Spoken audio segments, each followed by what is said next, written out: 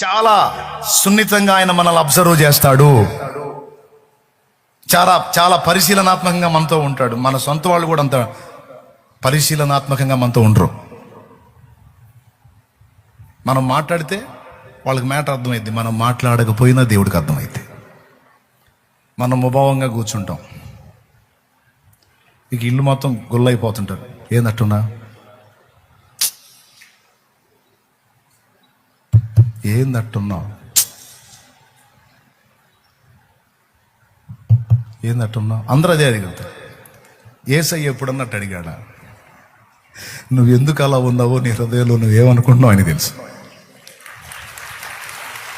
అదే మీ ఇంట్లో ఏం లేదు, ఇంటికి పోయినా కొంచెం మౌనంగా ఉండి చూడు. ఇంటికి పోయినా సిస్టర్, ఇంటికి పోయినా మౌనంగా ఉండి, ఏం మాట్లాడకుండా, ఎవరితో మాట్లాడకుండా మౌనంగా బిగుసుకొని ఉండు. ఇంట్లో ఏమంటావు తెలుసా? ఏమైంది? వాళ్ళకి తెలియదు ఏమైందో. పోయేటప్పుడు బాగానే పోయావుగా, ఏంది వచ్చేటప్పుడు ఏంది బిగ తీసుకుపోయి ఇచ్చావు? ఏం చెప్పాడింది అంటారా? వాళ్ళకి అర్థం కాదు నువ్వు ఎందుకు అట్టున్నావు. నేను చెప్పింది నిజంగా జరగకపోతే అప్పుడు అడుగు, అప్పుడు పిచ్చ నవ్వొచ్చింది నీకు. కానీ యేసయ్య ఏంది అట్టున్నావు, ఎందుకు అట్టున్నావు అనడు.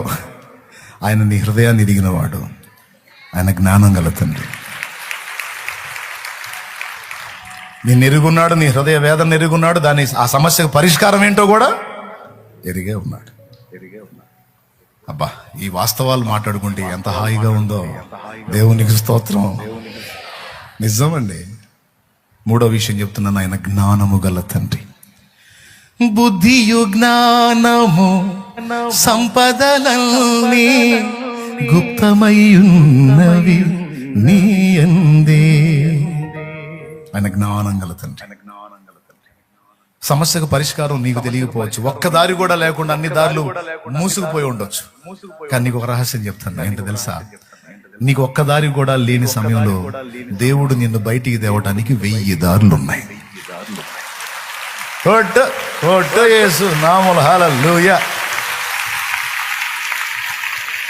దేవుడు నిన్ను విడిపించడానికి, వెలుపలికి తేవడానికి దేవునికి 1000 దారులు ఉన్నాయి. దీన్ని నీవు నమ్మాలి. సమస్యను డీల్ చేయటం నా కష్టం, కానీ నా తండ్రికి కష్టమా? ఆయన చూసుకుంటాడులే అని నువ్వు విడవకపోతే ఆయన పట్టుకోలేడు. శామ్, కాస్త ఈ బైబిల్ చదువయ్యా,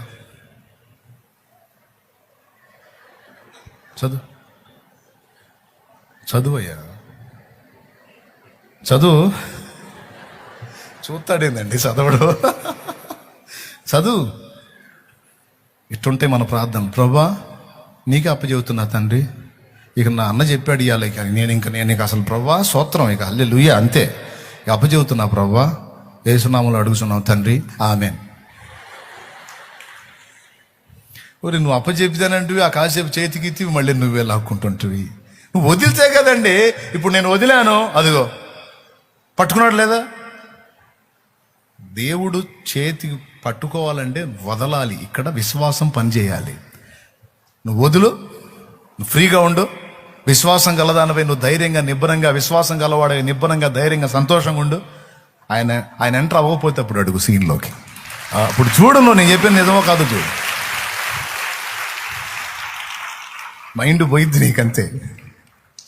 అది ఎలా డీల్ అయిద్దో నువ్వే చూడు. 3, 4వది, ఆయన బలవంతుడని నమ్ము, ఆయన శక్తివంతుడని నమ్ము. నువ్వు 4 నమ్మాలి. నంబర్ 1, దేవుడు ఉన్నవాడని నమ్మాలి. నంబర్ 2, ఆయన నిన్ను పిచ్చిగా ప్రేమించువాడని నమ్మాలి. నంబర్ 3, ఆయన జ్ఞానము గలవాడు, దేన్నైనా డీల్ చేయగలవాడు, మంచి ఐడియాలజీ నీకు ఇవ్వగలవాడని నమ్మాలి. 4వది, ఏ స్థితి నుంచి అయినా నిన్ను విడిపించగల బలవంతుడని నమ్మాలి. ఆయనకు మించిన శక్తి ఏది లేదని నువ్వు నమ్మాలి. కొంతమంది దేవుని బలాన్ని తక్కువ అంచనా వేస్తారు. ఏంటి దేవుడు ఏమర్థమయ్యండి? పుడిసిటిలోన జలములను కొలిచిన వాడితడు, పర్వతములను త్రాసులో తూచిన వాడితడు.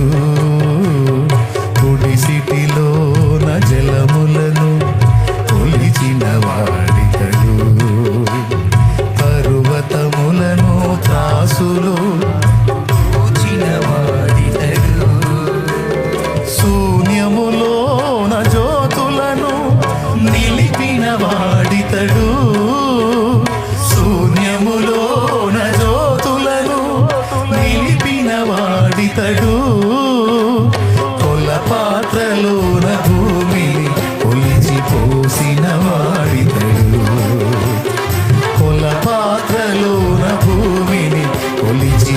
పోసిన వాడితడు.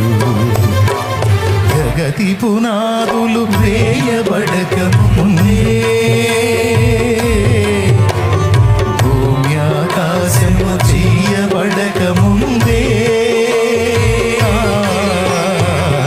ఉన్న దేవుడు ఆది సంభూతుడు.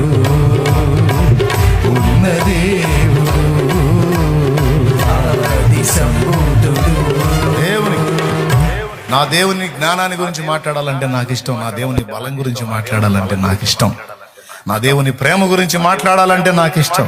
నా దేవుని ఔన్నత్యాన్ని గురించి మాట్లాడాలంటే నాకు ఇష్టం ఇష్టం ఇష్టం నాకు చాలా ఇష్టం అదే.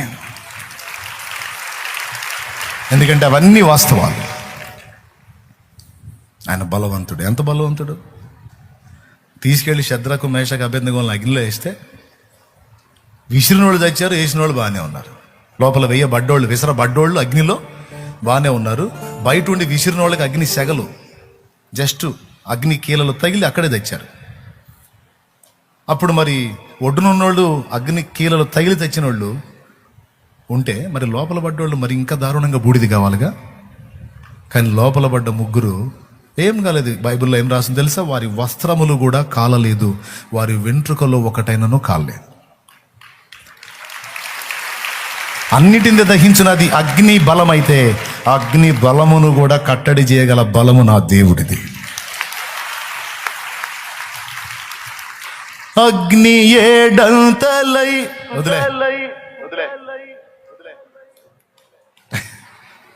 పాడాలా? మీరే పాడమంటారా? అగ్ని ఏడంతలై మండుచుండినను, అగ్ని ఏడంతలై మండుచుండినను, అగ్ని జ్వాలలు కాల్చలేదులే నీ ప్రియుల దేహాలను. అగ్ని బలము చల్లారెనే, శత్రు సమూహము అల్లాడినే. అగ్ని బలము చల్లారినే, శత్రు సమూహము అల్లాడినే. నేను నీ స్వాస్థ్యమే, నీవు నా సొంతమే. నా స్తోత్ర బలులన్నీ నీకేనయ్యా. నేను నీ స్వాస్థ్యమే, నీవు నా సొంతమండి. నా స్తోత్ర బలులన్నీ నీకేనయ్యా. నా హృదయాల కొలువైన యేసయ్యా. నా అణువణువు నిన్నే ప్రస్తుతించెనే కీర్తనీయుడా. నా హృదయార్పణతో ప్రణమిల్లెదని నీ సన్నిధిలో పూజార్హుడా. నా హృదయార్పణతో ప్రణమిల్లెదని నీ సన్నిధిలో పూజార్హుడా. నా హృదయాన కొలువైన యేసయ్యా.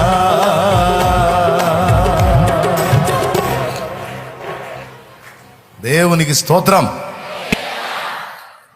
మరి చెప్పండి, అగ్ని బలం గొప్పదా, దేవుని బలం గొప్పదా? సింహాల బలం గొప్పదా, యేసయ్య బలం గొప్పదా? అగ్నిలో వేసారా? వేసిన వాళ్ళు ముగ్గురే, తర్వాత నలుగురు కనపడుతున్నారు. ఈ ఒడ్డున ఉన్నాడు అంటాడు, ఒరే మనం వేసింది ఎంతమంది అంటాడు రాజు. మనం వేసింది ముగ్గురిని సార్, పేర్లు రా, శద్రకు మేషకు అబేద్నెగో కదా. మరి ఏందిరా నాకు నలుగురు కనపడుతున్నారు. వాళ్ళు ఏందిరా తిరుగుతూ ఉన్నారు, ఏందిరా బూడిది కాలేదు ఏంది? వాళ్ళ దేవుడు వాళ్ళకి సపోర్ట్ ఉన్నాడు సార్. అవునా? అనవసరంగా ఆయనతో పెట్టుకున్నట్టున్నాం. ఇప్పుడు వేరే మార్గం లేదు, మర్యాదగా వాళ్ళని ఆహ్వానించండి సార్, అంతే. శద్రకు మేషకు అబేద్నెగో యను వారలారా, జీవము గల దేవుని సేవకులారా రాండి. నేనుగా లోపల ఉన్నట్టయితే, నేను కానీ ఆడబట్టయితే మీరే రాండి మహారాజా అనేవాడు. మీరే రండి మహారాజా, వాడు లోపలికి సత్తాడు, బూడిదైపోతాడు. రండి, బయటికి రండి అని రమ్మని పిలిచాడు. నా దేవుడి బలం నీకు తెలియదు. ఎంత గొప్ప బలమో ఆ బలం. అసలు నేను ఇక్కడ నిలబడి మాట్లాడుతున్నానంటేనే ఇది ఆయన బలం. చంచల మనస్కులను జ్ఞానవంతులుగా తీర్చిదిద్దగల బలం నా దేవుడిదే. చెవిటోడు థామస్ ఆల్వా ఎడిసన్, వినపడదు. మీ చెవిటి కొడుకు చెప్పలేక సత్తన్నావు, నువ్వే చెప్పుకో చదువు అని ఇంటికి పంపించారు. ప్రార్థన చేసింది, తల్లి నేర్పుకుంది, పెద్దవాడయ్యాడు. తల్లి చెప్పింది. స్కూల్ మొత్తం పిచ్చోడు అన్నారు, స్కూల్ మొత్తం వెర్రోడు అన్నారు, మొద్దోడు అన్నారు. కానీ వాళ్ళమ్మ దేవుని బట్టి ఏమని తెలుసా? నువ్వు మేధావివి అంది. దేన్ని బట్టి అందో తెలుసా? పిచ్చి వాళ్ళని కూడా, బలహీనులను కూడా గొప్పవారినిగా చేయగలవాడు నా దేవుడు. మూడు బారిన జీవితాలను చిగురింపజేసే దేవుడు నా దేవుడు. మారా చేదైన అనుభవాలని మధురమైన అనుభవాలుగా మార్చగలవాడు నా దేవుడు. అలాంటి దేవుని భక్తురాలైన నేను నా బిడ్డని వాళ్ళన్నట్టు పిచ్చోడు, వెర్రోడు, సోదోడు, బలహీనుడు, పాపిష్టోడు అట్టంటాడు నేనెందుకంటానో? వాడు ప్రస్తుతం ఇలా ఉంటే ఉండొచ్చు, కానీ భవిష్యత్తులో వాడు ప్రపంచం మొత్తాన్ని వెలిగించి ఒక వెలుగవుతాడు. నా దేవుడు వాడిని అలా చేస్తాడో, నా కూతురుని అలా చేస్తాడు, నా కొడుకుని అలా చేస్తాడు. నా పిల్లల్ని ప్రయోజకులుగా నేను చేయలేకపోవచ్చు, నా దేవుని చేతికి వాళ్ళని అప్పచెప్పాను. వాళ్ళని నా దేవుడు అలా తీర్చిదిద్దుతాడు. అందుకు ఆయన బలవంతుడు, జ్ఞానవంతుడు, శక్తివంతుడు. ఆయన కృప చూపుటకు ఐశ్వర్యవంతుడు చేస్తాడు. థామస్ ఆల్వా ఎడిసన్ తల్లి ఆశ నెరవేరిందా లేదా? ఈరోజు మనం ఇంటికి పోయి బల్బు వేసుకొని లైట్ వేసుకొని కూర్చుంటామంటే అది ఎవరు కనిపెట్టారో తెలుసా? ఆ బల్బు ఆమె కొడుకే కనిపెట్టాడు. ఆ పిచ్చోడు, ఆ వెర్రోడు, ఆ మొద్దోడు, ఆ చెవిటోడు అని స్కూల్లో అందరు ఎగతాళి చేసి పంపినటువంటి ఆ చిన్నవాడే పెరిగి పెద్దవాడై తల్లి చెప్పిన ఆలోచన ప్రకారం ప్రపంచ మేధావుల్లో ఒకడయ్యాడు. ఈరోజు లోకం మొత్తాన్ని వెలిగించే బల్బుని కనుగొన్న శాస్త్రవేత్త థామస్ ఆల్వా ఎడిసన్. మీకు తెలుసా, చాలా కాలం ఆయన జీవితాంతం పరిశుద్ధ గ్రంథాన్ని చేతిలో పట్టుకొని తిరిగాడు. ఆయన వాక్యాన్ని చేతిలో పట్టుకొని తిరిగాడు. ఆయన రైల్లో ప్రయాణం చేసిన, ఎటు ప్రయాణం చేసిన బైబిల్ ఉంటుంది చేతిలో. నా పిల్లోడు మొద్దోడు, నా పిల్ల పిచ్చిది, వాళ్ళ జీవితాలు ఏంటో అని కొంతమంది తల్లిదండ్రులు ఏం ఏడిసినా ఏడుతారు. పిచ్చి మొహమా, నువ్వు వాళ్ళని బ్యాలెన్స్ చేయలేవు, నువ్వు వాళ్ళని సాధు చేయలేవు. దేవుడు కూడా చేయలేడా? దేవుని చేతికి అప్పచెప్పు, మోకాళ్ళు నేను వదిలేసా తండ్రి, వాళ్ళ గురించి ఆలోచించను, దిగుళ్ళు పడిన, విచారపడిన, నేను ఆలోచించను, నువ్వే చూసుకో నాన్న, నీ చేతికి అప్పగిస్తున్నా. నువ్వైతే నేను నీ పనిలో బిజీ అవుతా. నేను నీ రాజ్యమును, నీతిని వెతుకుటలో బిజీ అవుతా. నీ నామమును మహిమపరచుటలో, నీ రాజ్యమును నిర్మించుటలో, నీ చిత్తమును నెరవేర్చుటలో, నీ అధికారమును వ్యాపింపజేయుటలో, నిన్ను మహిమపరచుటలో నేను మనసు నిలుపుతా. ఇది మన డైలాగ్. స్తోత్రం. ఎంతమందికి అర్థమైంది? మిగిలిన ఏం చేయాలి? నాన్నకి అప్పచెప్పాలి. మరి మనం ఏం చేయాలి? నాన్న నామమును ప్రచురపరచాలి, నాన్న రాజ్యమును విస్తరింపజేయాలి, నాన్న చిత్తమును నెరవేర్చాలి, నాన్నను మహిమ. నువ్వు వాటి మీద దృష్టి పెట్టు. నిజంగా నేను చెప్పినట్టు చెయ్యి. నువ్వు ఆయన నామాన్ని ఎలా మహిమపరచాలి అనేది ఆలోచించు. ఆయన రాజ్యాన్ని ఎలా కట్టాలి, ఇంకా 4 ప్రాంతాలకి సువార్తను ఎలా వ్యాపింపజేయాలి, ఒక మిషనరీ లాగా నేను ఏ ప్రాంతానికి వెళ్ళి దేవుని ప్రచురపరచాలి, 4 ఆత్మల్ని ఎలా క్రీస్తు కొరకు సంపాదించాలి, 4 జీవితాలను ఎలా కట్టాలి, సమాజంలో 10 మందిని ఎలా బాగు చేయాలి, వాళ్ళ బ్రతుకులను ఎలా చక్కదిద్దాలి, వాళ్ళ కోసం నేను ఏం త్యాగం చేయాలి, వాళ్ళ కోసం ప్రార్థించుట, ప్రకటించుట, పరిచర్య చేయుట, ప్రేమ చూపుట, ఆ పని యందు దృష్టి శ్రద్ధ నీవు నిలపగలిగితే, నేను చెప్తున్నా, ఈ రోజు నువ్వు అధోస్థితిలో ఉండొచ్చు, నీ పిల్లలు అధోస్థితిలో ఉండొచ్చు, కానీ ప్రభునందు నీ ప్రయాస వ్యర్థం కాదు. ఒక రోజు వచ్చింది, ఆయన నిన్ను లేవనెత్తుతాడు, నీ పిల్లల తలలు కూడా పైకెత్తుతాడు. ఆయన నిన్ను ఆశీర్వదిస్తాడు. ఇంకా స్పష్టంగా నీకు పుట్టిన వారిని కూడా ఆయన ఆశీర్వదిస్తాడు. ఆమేన్. నా చెల్లి, నా తమ్ముడు, నా అన్న, అక్క, గుర్తుపెట్టుకోండి, మీరు ఎవరి చేతిలో ఉన్నారు? ఎవరి చేతి కింద ఉన్నారు? మా నాన్నను, మా నాన్న చేతి కింద ఉన్నాను. అది నువ్వు చూడాల్సింది నాన్న చెప్పిన పనులు చూడటమే. నువ్వు నీ పనులన్నీ ఆయన చూసుకుంటాడు. ఎంతమందికి విశ్వాసం ఉంది? నేనైతే ఇంక అదే మైండ్లోకి వెళ్ళా. ఇప్పుడైనా సరే ఖాళీ దొరికిందనుకో ఆయనతో మాట్లాడుకోవాలని ఆశపడతా. ఏకాంతంగా పోయి కూర్చొని ఆయనతో మాట్లాడతాను. ఏదో ప్రార్థన అంటే అది ఇబ్బందిగా అనిపించేది, కానీ మా నాన్నతో మాట్లాడుకోవడానికి ఏం రాగం, ఎప్పుడెప్పుడు వచ్చిందా టైం అని పరిగెత్తుతా. ప్రార్థన అంటే అదొక ఆచారం అనుకుంటావేమో. ప్రార్థన అంటే నాన్నతో మాట్లాడే విధానం. నాన్న దగ్గరికి వెళ్ళి మాట్లాడుకోవటం ఎంత ఇష్టం. మాట్లాడాలి. వెళ్ళి కూడా ఏం అడగాలి తెలుసా? నానా అప్పులు అనకూడదు, నానా తెప్పలు అనకూడదు, నానా ఆత్మలు అనాలి.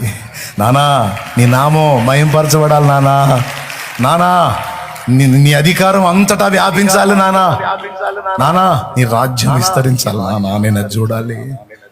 ప్రజలంతా అజ్ఞాన అంధకారంలో ఉన్నారు, నానా నీ రాజ్యం కిందికి రావాలి, నానా. నేను ఎలాగైతే ఫ్రీగా స్వేచ్ఛగా నిన్ను సేవించుకుంటున్నానో పాపం చాలా మంది బిడ్డలకి ఇది తెలియదు నానా. నీ ప్రేమ తెలియదు నానా, నీ త్యాగం తెలియదు నానా. వాళ్ళ దగ్గరికి నన్ను పంపించు, నాకంటే ముందు నువ్వు ఉండు. వాళ్ళని దర్శించు నానా, ప్రజల్ని దర్శించు నానా. నీ పిల్లలు నానా నీ నామం మహింపరచబడాలి నానా, నీ రాజ్యం విస్తరించాలి నానా. నానా నీ చిత్తం భూమి మీద నెరవేరాలి నానా, నా బ్రతుకులో నెరవేరాలి. మిషనరీలు, సేవకులు నానా అనేక ప్రాంతాలకు వెళ్ళారు. వాళ్ళని నువ్వు కాపాడాలి నాన్న, వాళ్ళని వాడుకోవాలి నాన్న. వాళ్ళ సాక్ష్యాలు కాపాడాలి, వాళ్ళ ప్రాణాలు కాపాడాలి, వాళ్ళ కుటుంబాలను కాపాడాలి. వాళ్ళకి ఫీడింగ్ ఇవ్వు నానా. సేవకులు మా తండ్రి సన్నిధి నుంచి కూడా చాలా మంది దైవజనులు ఆయా ప్రాంతాలకు వెళ్ళారు.